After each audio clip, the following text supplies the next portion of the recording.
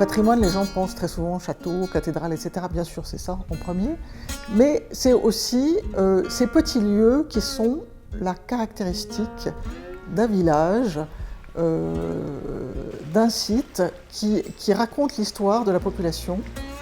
C'est vraiment la caractéristique première du territoire français, c'est que dans chaque lieu, vous avez toujours quelque chose à regarder, toujours un espace patrimonial. L'enjeu aujourd'hui, c'est donner une deuxième vie à ce patrimoine.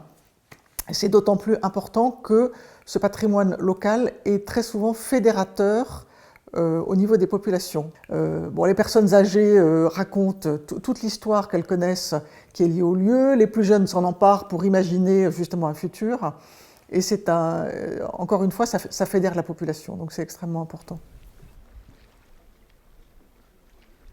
Alors le Lojo, c'est un port quand même très emblématique du golfe du Morbihan, parce qu'il est en eau profonde, donc il a une belle histoire.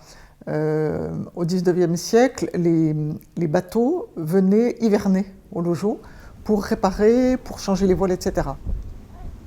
Il y avait un dernier point que je voulais rajouter, c'est l'uniformité croissante aujourd'hui de toutes les constructions de tous les lieux à travers le monde. On retrouve les mêmes styles, les mêmes aménagements, extérieurs, intérieurs. Et pour moi, il y a un vrai enjeu à lutter pour préserver le caractère de nos territoires, et en particulier de nos territoires marins.